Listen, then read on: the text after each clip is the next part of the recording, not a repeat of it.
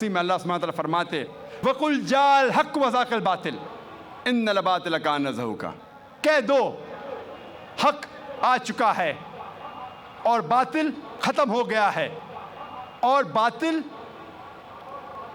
को ख़त्म होना ही था। वाखिर दावाना अल्हम्दुलिल्लाहि रब्बिल आलमीन।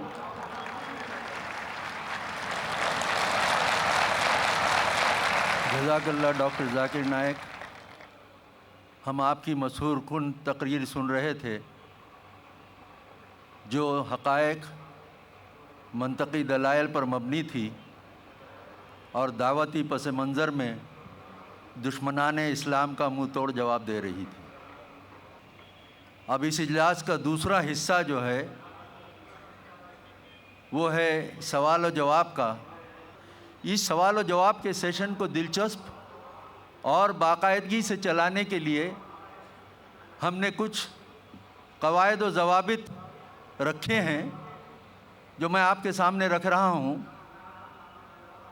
सबसे पहले ये ज़रूरी है कि आपका सवाल आज के मौजू से मुंसलिक हो। मेरी वॉलंटियर्स हज़रात से गुजारिश है कि सवालात करने वाले हज़रात में हमारे गैर मुस्लिम भाइयों और बहनों को पहले तरजीह दी जाए। साथ ही जो सवाल करे वो अपना नाम और अपना प्रोफेशन बतलाए।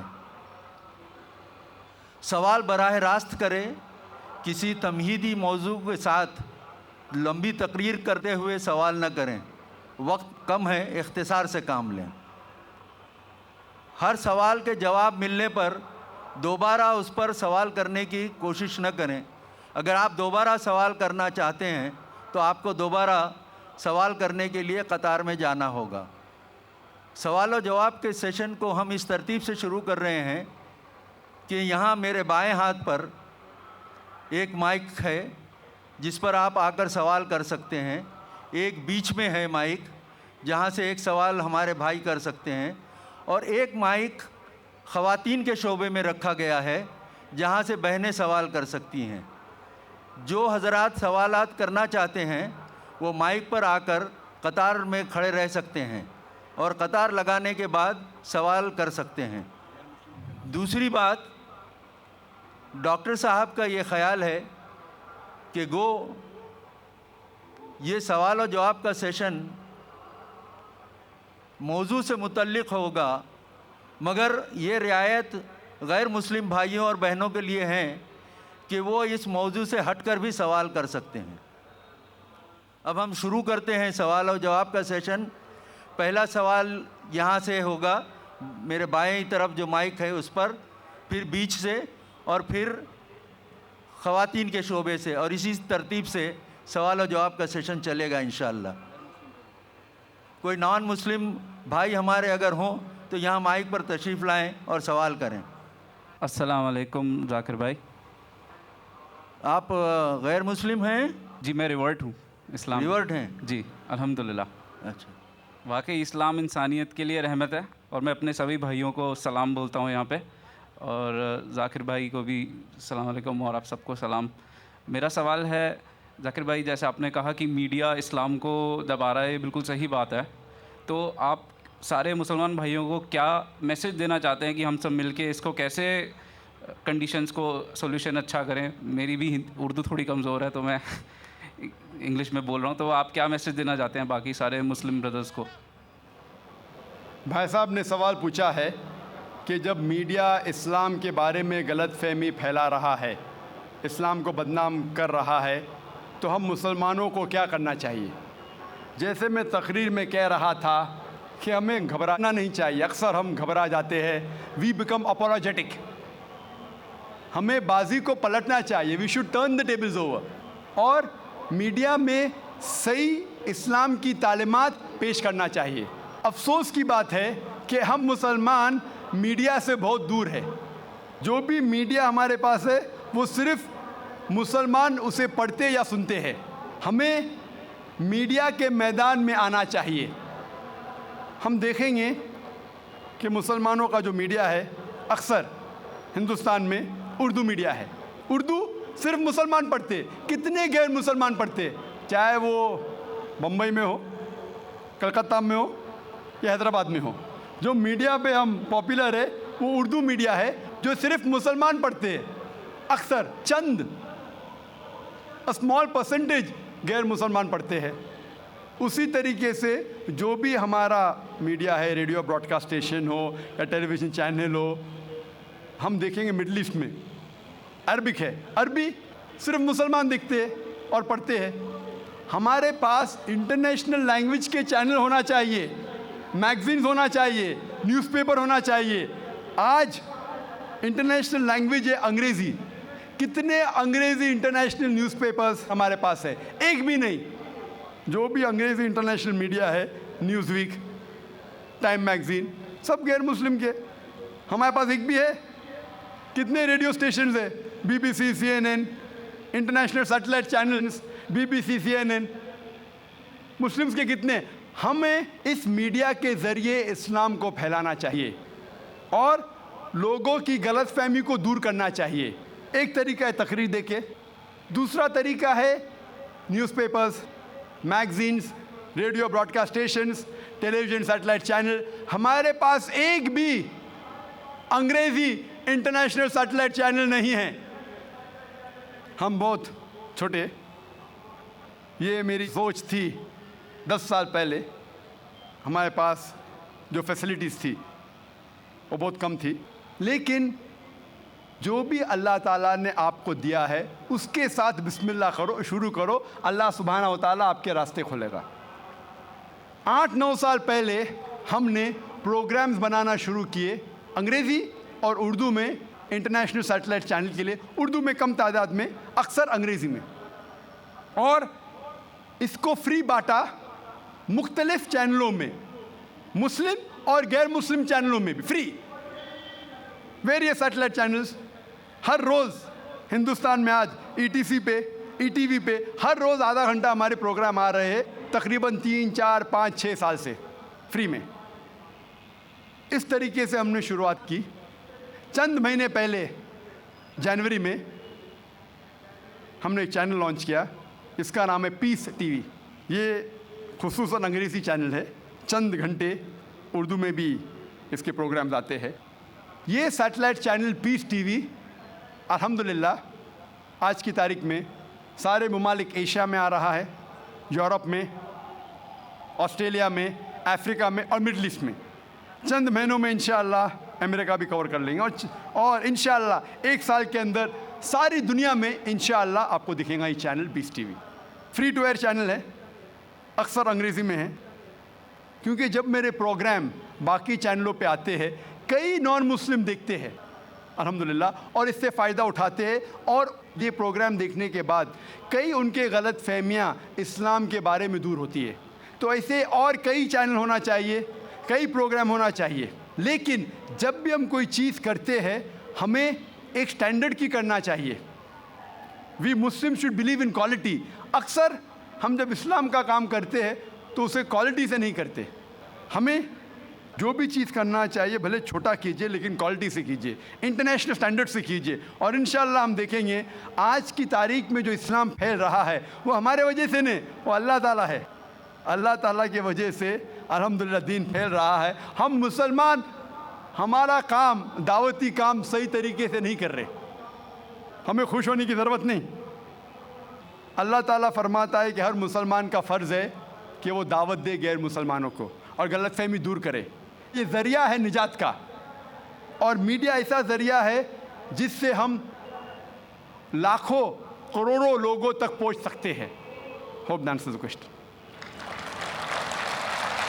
दूसरा सवाल सामने के माइक से किया जाए। हमारे रज़ाकारों से गुजारिश करूंगा कि वो कोशिश करें कि जो सवाल करने वाले भाई आए वो पहले नॉन मुस्लिम हो। मेरा नाम राजकुमार है जी। मैं एक छोटा सा व्यापार करता हूँ। मैंने कई बार कुरान पढ़ी है, तो उसमें जिस आयत का आपने जिक्र किया है उसमें आपने आधी आयत जिक्र किया है, अल तौबा की 5वीं आयत, जिसमें लिखा है कि जो गैर मुसलमान को मारो, साथ में घात लगा मारो, और जब तक वो नमाज कायम करें, ज़कात दें, तब उनको छोड़ दो, अर्थात मुसलमान बन जाएं तब छोड़ दो। और दूसरी बात ये थी कि 6551 की नंबर उसमें है, इसमें लिखा है कि ऐ मुसलमानों, तुम ईसाइयों यहूदियों को अपना दोस्त मत बनाओ। अगर जो दोस्त बनाएगा वो उनमें से हो जाएगा। ये बात इंसानियत के खिलाफ मैं महसूस करता हूँ। भाई साहब ने सवाल किया कि मैंने जो आयत कोट की सूरह तौबा सूरह नंबर 9 आयत नंबर 5 की, वो आधी आयत कोट की। उसमें लिखा हुआ है कि उन्हें जब छोड़ दो जब वो नमाज कायम करे और ज़कात दे। ये भी जो भाई साहब कह रहे, पूरी आयत का मैं हवाला देता हूँ। अगर आप पूरी आयत पढ़ेंगे तो आपको सही पस मंज़र मिलेगा। जैसे मैंने कहा था मेरी तकरीर में, हवाला तो दिया।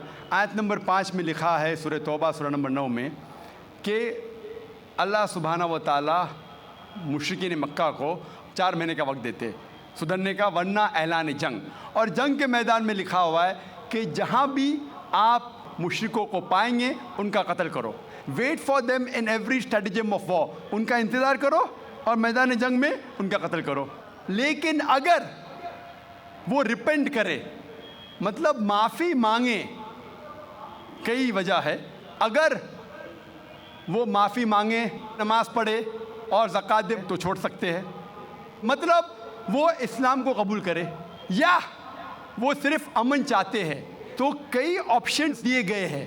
एक ऑप्शन है कि अगर वो रिपेंट करे, माफ़ी मांगे, इस्लाम को कबूल करे तो भी छोड़ दीजिए, या वो अमन चाहते हैं और इस्लाम कबूल नहीं भी करे तो भी छोड़ दो। आगे आयत में लिखा, आयत नंबर 6 में, आयत नंबर 6 भी उसके साथ है ना, कि अगर वो अमन चाहते हैं तो उनको हिफाजत से ऐसी जगह पर ले जाओ जाके वो महफूज है। तो बहुत से ऑप्शंस दिए गए हैं। लेकिन अगर वो आपसे झगड़ा करना चाहते हैं मैदान जंग में तो उनका कत्ल करो। अगर झगड़ा करना चाहते तो कत्ल करो, अगर झगड़ा करना नहीं चाहते हैं, बोलते अमन चाहते तो छोड़ दो। अगर वो माफ़ी मांगते, इस्लाम कबूल करते, फिर भी छोड़ दो। तो कई ऑप्शन दिए गए हैं। ये कहना गलत है कि वो इस्लाम कबूल करे तो ही छोड़ो। कई आयतें आपको कॉन्टेक्स्ट में पढ़ना चाहिए। फिर से आप सिर्फ एक पार्ट ऑफ द वर्स निकालेंगे और कोट करेंगे, लोग को फिर से गलत फहमी होती है। तो ये सही जवाब है कि बहुत से ऑप्शन दिए गए हैं। और कई जगह सूरह अनफाल में भी लिखा है कि अगर वो अमन चाहते हैं तो अमन बेहतर है। उसमें ये नहीं लिखा है कि इस्लाम कबूल करना उनके लिए ज़रूरी है। कर सकते हैं अगर वो इस्लाम को पसंद करते हैं। कुरान में लिखा है सूरह बकरा में सूरह नंबर 2 आयत नंबर 256 में 256, ला इक्राह फिद्दीन, इस्लाम में ज़बरदस्ती नहीं है। There is no compulsion religion, truth stands out clear from error. हक बातिल से अलग है। हक, truth is clear from error. जो हक की बात है वो गलत बात से अलहदा है। हमें हक पेश करना चाहिए। अगर वो कबूल करे तो अच्छी बात है, नहीं कबूल करे तो भी कोई बात नहीं। और कई ऐसे आयतें कुरान की, सूरह काफिरून भी है सूरह नंबर 109, जिसमें लिखा गया है कि कह दो काफिरों से जो लोग इस्लाम को झुठलाते हैं, हम वो चीज़ की इबादत नहीं करेंगे जो आप करते हैं या जो आप चाहते हैं, ना आप उनकी इबादत करते हैं जिसको हम मानते हैं, ना हम आप जिसे कहते हैं उसकी इबादत करेंगे, ना आप करेंगे हम जिसे कहते हैं। लकुम दीनुकुम वलियद्दीन, आपके लिए आपका दीन, हमारे लिए हमारा दीन। तो हमारा फ़र्ज़ है कि सच्चाई लोगों तक पहुँचाओ। पहुँचाने के बाद अगर वो मानते हैं तो अल्हम्दुलिल्लाह, अच्छी बात है। नहीं मानते तो भी अल्हम्दुलिल्लाह, तो भी कोई बात नहीं, हमको सवाब मिलेगा। हमें हक बात करने का सवाब मिलेगा, चाहे वो माने या ना माने। तो हमारा फ़र्ज़ है कि अच्छी बातें करे, चाहे इंसान माने या ना माने। तो यही कई आयतों में आप पढ़ेंगे और पस मंज़र में देखते हैं, कॉन्टेक्स्ट में देखते हैं तो ये लिखा है। आप कुछ सेकंड क्वेश्चन पूछे थे, आपने कुछ और भी सवाल पूछे थे, आप ज़रा। 6551 नंबर जी, 6551 आयत नंबर दिया था, उसका आपने जिक्र नहीं किया। 6551 जिसमें लिखा हुआ है कि ए ईमान लाने वालों, तुम ईसाइयों या यहूदियों को अपना दोस्त मत बनाओ। भाई साहब ने सवाल, ये आयत सीमित है या असीमित है? क्या ईसाइयों और यहूदियों को अपना दोस्त मत बनाओ, ये कौन सी आयत? 6551। लेकिन कुरान में लिखा हुआ है सूरह अल इमरान में सूरह नंबर 3 में 2 जगह लिखा है कि ये जो तर्जुमा कर रहे हैं कि यहूद और ईसाई को अपना दोस्त मत बनाओ, ये तर्जुमा सही नहीं है। सही तर्जुमा है कि do not make Christians and Jews your protectors in preference to believers. अगर आपके पास चॉइस है ईमान वालों के साथ और क्रिश्चियन और यहूद के साथ फॉर प्रोटेक्शन के लिए, जो लफ्ज़ तर्जुमा है दोस्त, friend is not a correct translation. It should be do not approach them for protection. मतलब अपने आप को प्रोटेक्ट करने के लिए बनिस्बत मोमिन मुसलमान के बदले यहूद और क्रिश्चियन की तरफ मत जाओ, ये लिखा है. उसका मतलब ये नहीं कि उनसे दोस्ती मत रखो, क्योंकि कई जगह कुरान में और आयतें आते. मिसाल के तौर पे कुरान मजीद में सूरह मुम्तहिना सूरा नंबर 60 आयत नंबर 8 में लिखा है कि अल्लाह forbids you not from being just towards those काफिर, those non Muslims who do not fight your faith not drive you out of your home. अल्लाह सुब्हानहू व तआला आपको जस्ट रहने से मना नहीं करता उन गैर मुसलमानों के साथ जो आपके मज़हब के खिलाफ लड़ते नहीं और आपको अपने घर के बाहर निकालते नहीं. और उसके आगे लिखा है लेकिन जो गैर मुस्लिम, जो काफिर आपको आपके मज़हब के लिए लड़ते हैं, आपको अपने घर से निकालते हैं, तो उनके पास मत जाओ प्रोटेक्शन के लिए, हिफाजत के लिए.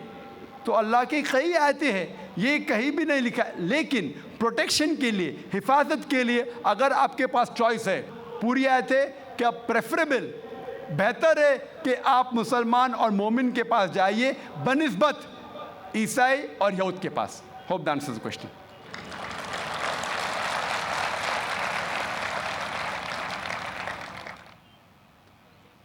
अब हम ख़वातीन के शोबे की तरफ चलते हैं और वहाँ से कोई हमारी नॉन मुस्लिम बहन अगर सवाल करना चाहें तो कर सकती हैं. There's no non-Muslim as of now. हम फिर एक नॉन मुस्लिम भाई की तरफ चलते हैं जो सवाल करना चाहते हैं. मेरा नाम संजय है और प्रोफेशन से मैं इंजीनियर हूँ. मेरा सवाल एक है, ये अपना हिंदुस्तान में जो है पहले हिंदुज़म आया, बाद में बुद्धिज़्म आया, बाद में जैनिज़्म आया और लास्ट में जाके सिखिज़्म आया. ये सब में कभी भी ऐसा झगड़ा लफड़ा बिपड़ा कुछ भी नहीं हुआ. इधर से जितना भी आया, जैसा जूइश है, बाद में क्रिश्चियंस है, बाद में इस्लाम है, ये तीनों में 1400 साल होने के बाद भी अभी तक क्यों लड़ाई झगड़े हैं? पहला सवाल ये है. दूसरा सवाल, आप जो टेररिस्ट का जो भी कुछ डेफिनेशन दिए वो तो ठीक है, जान दे दो, मगर टेररिस्ट लोग इस्लाम को बदनाम करते. कुछ भी हो, आप उसके अगेंस्ट ये जो काम कर रहे हैं ये बहुत अच्छा है. दूसरी बात, ये अभी जो इराक में वो अच्छा काम नहीं किए. कोई भी हो, मुसलमान हो, हिंदू हो, रिलीजियस प्लेसेस को ऐसा नहीं करना चाहिए.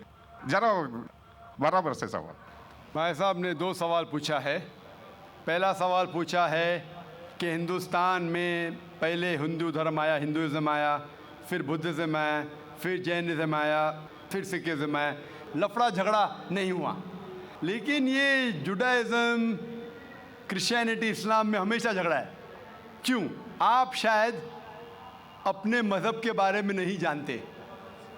आपने महाभारत पढ़ी? महाभारत पढ़ी आपने?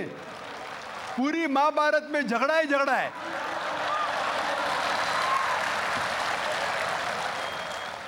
बाकी मज़हब के नहीं, अपने आपस में. अगर आप पढ़ते महाभारत, जो एक स्मृति है जो मैं पढ़ चुका हूँ, उसके अंदर कज़न्स, रिश्तेदारों के बीच पांडव 5 और कौरव 100 झगड़ा होता है. महाभारत में झगड़े के बारे में जितने वर्सेस है कुरान मजीद से कई गुना ज़्यादा. अगर गिनेंगे हम, कुरान मजीद गिनेंगे कितने वर्सेस है, महाभारत में कई ज़्यादा है. और जब आप भगवत गीता पढ़ते हैं, भगवत गीता महाभारत का एक हिस्सा है. 18 चैप्टर्स है. भीष्म पर्व के चैप्टर नंबर 25 to 42 को कहते हैं भगवत गीता. और भगवत गीता सबसे ज़्यादा पढ़ी जाने वाली किताब है हिंदू मज़हब में. और यहाँ ये भगवत गीता श्री कृष्ण राय दे रहे, सलाह दे रहे, सजेशन दे रहे, एडवाइस दे रहे अर्जुन को. जब आप पढ़ते Bhagavad Gita chapter number 1, verse number 45-46, Arjun जंग के मैदान में अपने हथियार को ज़मीन पे रखता है और कहता है श्री कृष्ण से, मैं जंग के मैदान में निहत्था मरना पसंद करूंगा बनिस्बत अपने रिश्तेदारों से लड़ूं। ये कहता है, आपने पढ़ी होंगी। उसके फौरन बाद चैप्टर नंबर 2 वर्स नंबर 2 और 3 में श्री कृष्ण कहते हैं अर्जुन से, अर्जुन तुम इतने बुज़दिल कब से बन गए, तुम नपुंसक कब से बन गए? How have these impurities come in your heart, how have you become important? वो कहते हैं कि क्षत्रिय का धर्म है लड़ना। फिर वर्स नंबर 31, 32, 33 में कहते हैं, वो क्षत्रिय खुशनसीब है जिसे लड़ने का मौका मिलता है। अगर आप लड़ेंगे तो आप स्वर्ग में जाएंगे, लड़ेंगे नहीं तो स्वर्ग में नहीं जाएंगे। कौन कहता है? श्री कृष्ण एडवाइस देते हैं अर्जुन को। अगर मैं कहूँगा कि आपके श्री कृष्ण कहते हैं कि रिश्तेदारों का कत्ल करो, ये शैतानी हरकत है। अगर मैं कहूँगा कि आपके हिंदू मज़हब की किताब में सिखाया जाता है कि रिश्तेदारों का कत्ल करो, ये शैतानी हरकत है। वो हिंदू मुझसे कहता है लेकिन ये जंग है हक और बातिल के दरमियान। मैं बोला कुरान मजीद में भी वही लिखा है, हक और बातिल के दरमियान। मैं जानता हूँ हिंदू मज़हब में ये नहीं लिखा है कि रिश्तेदार कत्ल करो, लेकिन हक के लिए लड़ना भी पड़े, नो प्रॉब्लम। चाहे वो आपके रिश्तेदार हो, चाहे वो आपके वालिदैन हो, नो प्रॉब्लम। तो ये श्री कृष्ण कहते अर्जुन से। और जो क्रिटिक्स ऑफ इस्लाम उछालते मोहम्मद सल्लल्लाहु अलैहि वसल्लम की हदीस को, सही बुखारी की जिल्द नंबर 4 हदीस नंबर 46 किताब जिहाद में अल्लाह के रसूल कहते कि जो भी मुजाहिद जिहाद के लिए जाता है, अगर उसका कत्ल होता है तो वो जन्नत पे जाता है, अगर वो जिंदा वापस लौटता है तो उसे इस दुनिया का माल मिलता है। अक्सर क्रिटिक्स इंक्लूडिंग अरुण शूरी इस हदीस को उछालकर कहते कैसा मज़हब है, लड़ने को कहता है, मर जाते लड़ाई में तो जन्नत मिलती है, वरना इस दुनिया की दौलत। अगर आप भगवत गीता पढ़ेंगे चैप्टर नंबर 2 वर्स नंबर 37, उसमें श्री कृष्ण कहते हैं अर्जुन से, अर्जुन उठो और लड़ो। अगर आप मर जाएंगे, कत्ल हो जाएगा, आप जाएंगे स्वर्ग में। अगर जिंदा वापस लौटेंगे तो दुनिया की दौलत मिलेंगी। हू बहू जो सही बुखारी में मोहम्मद सल्लल्लाहु अलैहि वसल्लम ने कहा, वही कहते श्री कृष्ण अर्जुन से। मुझे लगता है कि अरुण शूरी ने भगवत गीता पढ़ी नहीं। अगर पढ़ी होती तो इस्लाम के खिलाफ नहीं लिखते। तो आपको सही जानने के लिए दोनों किताबों का मुताला करना पड़ेगा। आप कह रहे हिंदुइज्म आया, बुद्धिज़्म आया, अशोका क्या किया? लाखों लोगों को मारा। आप बोलते कत्ल हुआ ही नहीं, आप शायद भूल गए, आपने हिंदुस्तान की तारीख पढ़ी ही नहीं। तो हिंदुस्तान की तारीख आप पढ़ेंगे, यहाँ भी कई लाखों लोगों का कत्ल हुआ है। ना ही सिर्फ महाभारत के अंदर लिखा है, आप देखेंगे अशोका फिर वो दुनिया को त्याग करता है और फिर वो संत साधु बन जाता है, लेकिन पहले तो कत्ल किया कि नहीं। तो आप देखेंगे हिस्ट्री में यहाँ भी कत्ल हुआ, जुडाइज़म में भी है, क्रिश्चियनिटी में भी है, इस्लाम में भी है। जहाँ भी आप देखते कुछ जगह जो झगड़ा हुआ, लड़ाई हुई, वो हक और बातिल के दरमियान, सही है। और कई जगह आप देखेंगे मासूम लोगों का कत्ल किया गया। आप जानते हैं in the history of the world in the name of religion, मज़हब के नाम पे जो सबसे ज़्यादा कत्ल किए वो क्रूसेडर्स ने, ईसाईयत के नाम पे लाखों लोगों को कत्ल किया ईसाईयत के नाम पे। अगर आप देखेंगे एक शख्स जिसने सबसे ज़्यादा कत्ल किया दुनिया में, कौन है? सबसे ज़्यादा कत्ल किसने किया दुनिया में? हिटलर। हिटलर जूस का कत्ल किया, 6 मिलियन, कितने 60 लाख लोगों का कत्ल किया। मैं ये नहीं कह सकता हूँ कि ईसाईयत गलत है। अगर हिटलर ने 60 लाख यहूदी का कत्ल किया, मैं ये नहीं कह सकता हूँ कि ईसाईयत और बाइबल ये सिखलाती है। मैं बाइबल पढ़ा हूँ, क्योंकि हिटलर ने 60 लाख यहूद का कत्ल किया, हम ईसाईयत को दोष नहीं दे सकते। लेकिन मैं जानता हूँ कि ईसाईयत के नाम पे जो होली वॉर कहा जाता है, क्रूसेडर्स ने हज़ारों लोग को अपने सिर्फ मज़हब को कन्वर्ट करने के लिए लाखों लोग का कत्ल किया। तो आप देखेंगे कई तारीख है, हिंदुस्तान में है, हिंदुस्तान के बाहर भी है, हिंदुइज़्म में भी है, बुद्धिज़्म में भी है, आप देखेंगे क्रिश्चियनिटी में भी है, इस्लाम में भी है। लेकिन जब टकराव होता है हक़ और बातिल का, तो हक़ के लिए बातिल के ख़िलाफ़ हमें लड़ना ज़रूरी है। तो ये आपकी गलतफहमी है। आपका दूसरा सवाल, क्या टेररिस्ट लोग ने, कुछ टेररिस्ट लोग ने इस्लाम को बदनाम किया है, और आपने कहा कि हम अच्छा काम कर रहे हैं, हक़ को फैला रहे, अमन को फैला रहे। आप कहते हैं, कुछ हद तक सही कहते, जैसे मैंने कहा कि जो मीडिया जिसे टेररिस्ट कहती है, वो टेररिस्ट कौन से टेररिस्ट है वो हमें जानना ज़रूरी है। कौन से टाइप के टेररिस्ट है, कि वो जो लोग जो गलत काम कर रहे हैं उनके दिल में दहशत पैदा करे तो सही किस्म के टेररिस्ट है। जैसे भगत सिंह टेररिस्ट था लेकिन अच्छा था, उस तरीके से अगर कोई मुसलमान गलत लोगों के साथ लड़ रहे हैं हक़ के लिए तो सही है। लेकिन मैं ये भी जानता हूँ कि there are black sheep in a community. कुछ मुसलमान सिर्फ नाम के लिए, और अक्सर लोग समझते, ना ही गैर मुस्लिम, मुसलमान भी समझते हैं, वो जिहाद क्या समझते हैं, अगर कोई भी मुस्लिम किसी वजह से लड़ रहा है, चाहे वो ज़ाती फ़ायदे के लिए हो, चाहे वो नाम के लिए हो, चाहे पैसा के लिए हो, चाहे ज़मीन के लिए, उसे कहते हैं जिहाद। ये गलत फहमी है। जिहाद के माने ये नहीं कि कोई भी मुसलमान कोई भी जो जंग करता है, चाहे ज़ाती फ़ायदे के लिए हो, चाहे नाम के लिए हो, पैसे के लिए हो, ज़मीन के लिए हो, उसे जिहाद नहीं कहते। जिहाद आता है लफ्ज़ जहादा से, means to strive, to struggle. जिहाद इस्लामिक टर्मिनोलॉजी में to fight against one's own evil inclination, हमारी खुद की गलत नफ्स से झगड़ना, जिहाद करना, उसे कहते सही जिहाद। माशरे को सुधारना को कहा गया जिहाद।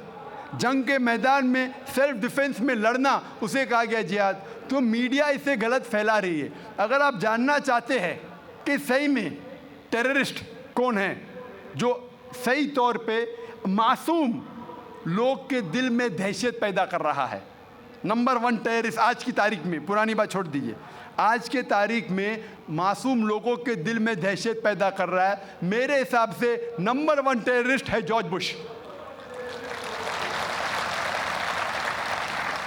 आप जानते हैं कि सबसे ताकतवर मुल्क यूएसए, सबसे कमज़ोर मुल्क अफ़गानिस्तान पे बम फेंक रहा है। ये क्या मर्दानगी है क्या? इसे मर्दानगी कहते हैं। बम फेंक रहा है ऊपर से, और हम देखते हैं किसके लिए इल्ज़ाम लगाते बिन लादेन पे। मैं बिन लादेन का दोस्त नहीं हूँ, मैं ये नहीं कहता हूँ बिन लादेन अच्छा है क्या बुरा है। ओसामा बिन लादेन को मैं मिला नहीं हूँ, मैं जानता भी नहीं हूँ, तो ये मैं नहीं कहता हूँ कि ओसामा बिन लादेन टेररिस्ट है क्या नहीं। लेकिन अगर मान भी लो, जितने प्रूफ है सब गलत है। अफ़गानिस्तान बोलती है यूएसए से, आप हमको प्रूफ दो, वो प्रूफ देते मुशर्रफ को, टोनी ब्लेयर को। प्रूफ मांग रहे अफ़गान लोग, दे रहे मुशर्रफ को, टोनी ब्लेयर को। ये किधर का इंसाफ है? क्योंकि उनके पास प्रूफ है ही नहीं। अगर मान भी लो बहस के तौर पे, फॉर सेक ऑफ आर्ग्यूमेंट, अगर एक शख्स ने ऐसा गलत काम किया, आप एक शख्स के लिए क्या सारे देश के ऊपर बम डाल सकते? 1000 लोग का कत्ल कर रहे, क्या हक है उनको? फिर जाते इराक के पास 1000 लोग को मारते। मैं ये नहीं कहता सद्दाम हुसैन अच्छा इंसान है, मैं ये नहीं कहता हूँ, मैं जानता हूँ काफ़ी गलतियाँ की, लेकिन जो इराकी लोग सद्दाम हुसैन के टाइम पे जो उनको तकलीफ़ हो रही थी, अभी उससे कई ज़्यादा हो रही है, कई ज़्यादा। कौन कर रहा है? George Bush. ये तो मैंने 5 साल पहले कहा था ऑस्ट्रेलिया में, जब मुझे अमेरिकन कॉन्सुलेट ने पूछा था सवाल कि do you consider Osama bin Laden terrorist, तो मैंने उस वक्त कहा था, चंद महीने बाद, 2-3 महीने बाद, 11 सितंबर के बाद, I consider number 1 terrorist to be George Bush, और हेडलाइंस में आया था। आज तो कई लोग कहते हैं कि जॉर्ज बुश टेररिस्ट नंबर 1 है। अमेरिका में भी जब एक सर्वे हुआ था, एक प्राइवेट ऑर्गेनाइजेशन ने सर्वे की थी यूएसए में, जानने के लिए 3 नाम दिए उनने, कौन सबसे बड़ा टेररिस्ट है, Osama bin Laden, Saddam Hussein या जॉर्ज बुश। नंबर 1 हमेशा जॉर्ज बुश है। गैर मुस्लिम भी कहते हैं सबसे नंबर 1 टेररिस्ट है जॉर्ज बुश। सबसे लोएस्ट परसेंटेज उसको मिला 73%, और कुछ लोग ने 78% लोग ने कहा कि टेररिस्ट नंबर 1 है जॉर्ज बुश। अभी उन्हें पता लग रहा है 5 साल बाद, 6 साल बाद। मैं तो पहले कहा था। तो आप मुझसे पूछेंगे कि ये मीडिया ऐसे लोग को लेके उछाल रही है और मीडिया बदनाम कर रही, जो हालात हो रही है, कोई भी मजहबी, चाहे टेम्पल हो, चाहे चर्च हो, चाहे मस्जिद हो, कुरान में लिखा है उसको डिस्ट्रॉय नहीं करना चाहिए। कोई भी, कुरान की आयत है, do not destroy temples, churches, places of worship, गलत है। तो कुरान में भी लिखा है। तो कोई भी शख्स ये करता है, टेम्पल या मस्जिद या मोनेस्ट्रीज या सिनेगॉग्स को तोड़ता है, तो ये इंसानियत के ख़िलाफ़ है और कुरान मजीद के ख़िलाफ़ भी है। Hope that answers the question.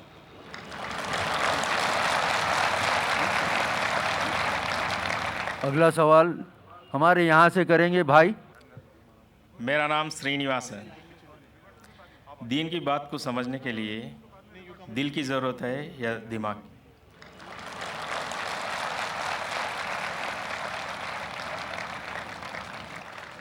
भाई साहब ने अच्छा सवाल पूछा है कि दीन को समझने के लिए दिल की ज़रूरत है क्या दिमाग की? दोनों की ज़रूरत है, दिल की भी और दिमाग की भी। दोनों का कनेक्शन है। दिल की भी ज़रूरत है, दिमाग की भी ज़रूरत है। अगर सिर्फ दिल की बात मानने को कहे और कोई इलॉजिकल बात कही जा रही है, बोले दिल से मैं मानता हूँ 2 + 2 3 है, 2 + 2 5 है। आपको और कुछ इजाफा करने का सवाल में? जी हाँ, बोलिए। मैं आपका प्रोग्राम सुनता हूँ। रब्बी स्रोली सदरी वयस्सिर अमरी वाहलुल उक़दतम मिन लिसानी यफ़क़हू क़ौली। तो सेंटर क्या है?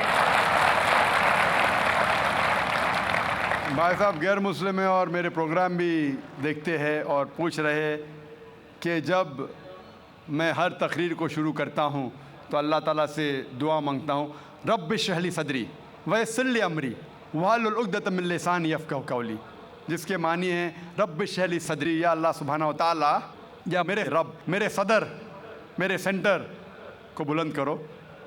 रब्बि इश्रह ली सदरी वयस्सिर अमरी, और मेरे काम को आसान करो।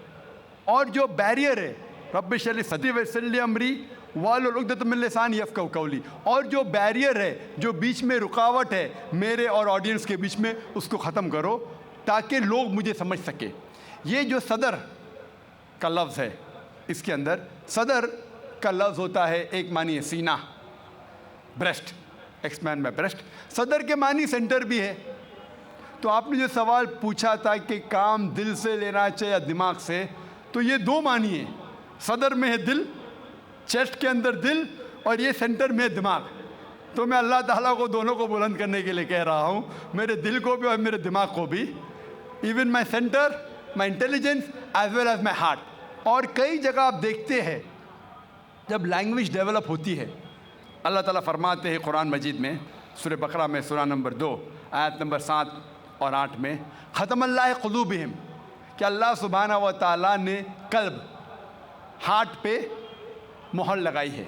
कल्ब, he's put a seal on the heart. तो लोग पूछते हैं कि कोई दिल से सोचता है? सोचना तो दिमाग से।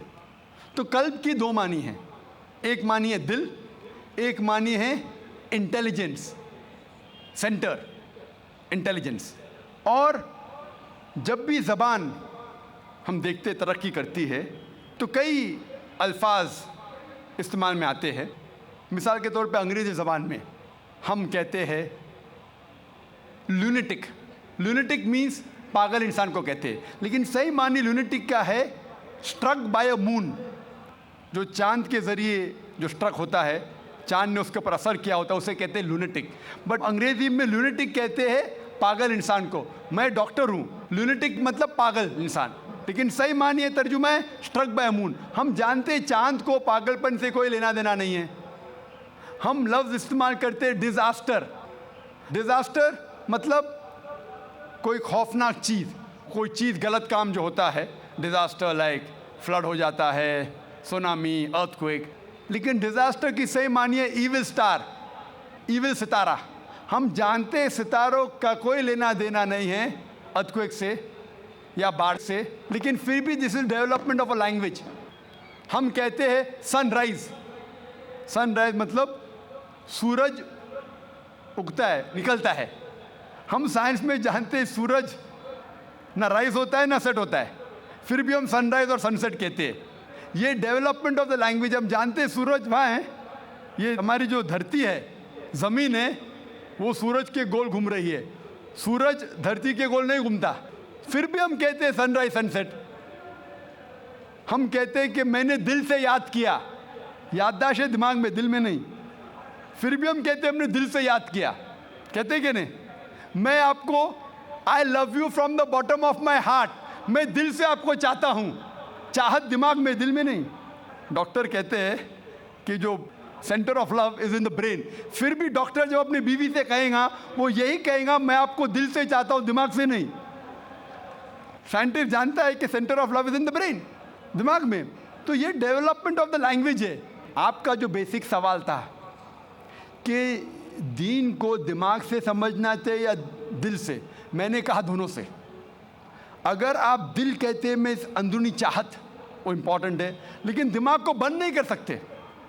आप अंधविश्वास नहीं कर सकते। आपने कहा कि मेरा मज़हब कहता है 2 + 2 3, हाँ मैं दिल से मानता हूँ, मान लिया। दिमाग कहता है नहीं, गलत है।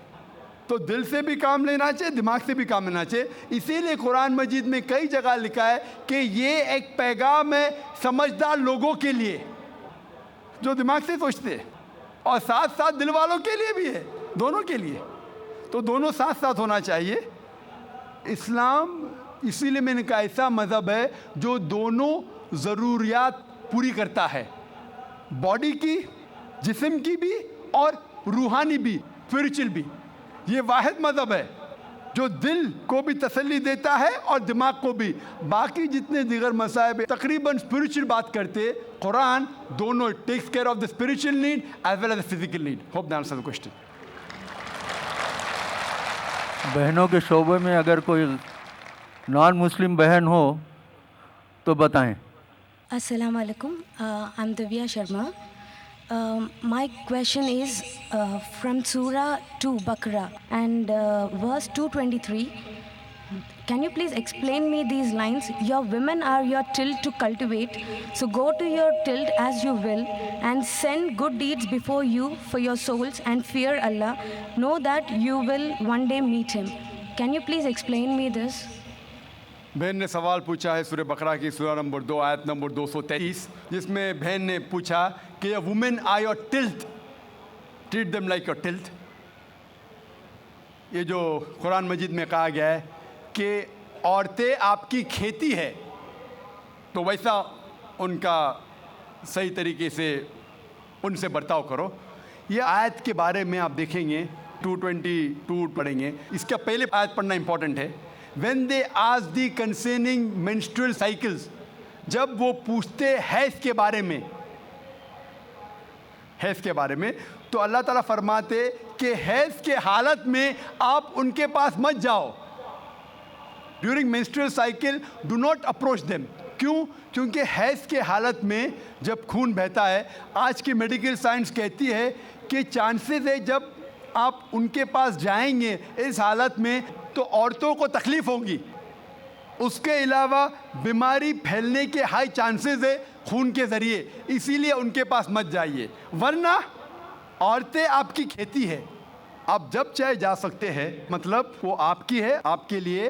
और कुरान में आप पढ़ेंगे उसके पहले सूरह बकरा में सूरह नंबर 2 आयत नंबर 187 में कहा गया है, हुन्ना लिबासुल लकुम व अंतुम लिबासुल लहुन्ना।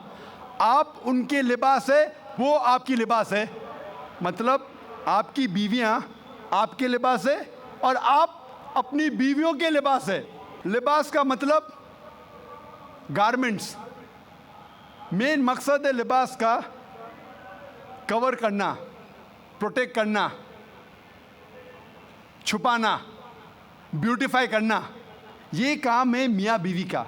तो ये आयत में जो कहा गया है menstrual cycle don't approach them and they are your tilth, treat them as you can. और इसके और कई मानी हैं जो medically we can prove. A land, जब हल चलाते हैं तो हल चलाने के लिए आपको पता है कि बैल के पीछे एक सख्त चीज़ होती है, लकड़ी। उस तरीके से आप, there are various different meaning that be careful. जो ज़मीन रहती है it is very soft, the soil is soft. संभाल के आप ट्रीट कीजिए, संभाल के उनके पास अप्रोच कीजिए। तो कई माने हैं, कई तफसीर है, ताकि आप औरतों को ख्याल रखें और उनके साथ अच्छे तौर तरीके से पेश आइए। Hope that answers the question. सवाल इस माइक से किया जाए। आप गैर मुस्लिम हैं, नाम बताएं अपना। Hello. Assalamu alaikum, Dr. Zakir Saab. Well, I've got my friend with me. He's a non-Muslim friend who cannot speak in Hindi, but he can understand very well. So, on behalf of him, can I ask a question? Hindi में पूछने बोलिए okay, उनसे। okay. तो उनका ये सवाल है, मैं उनको समझाया कि he is a very cooperative person being a Christian, तो ही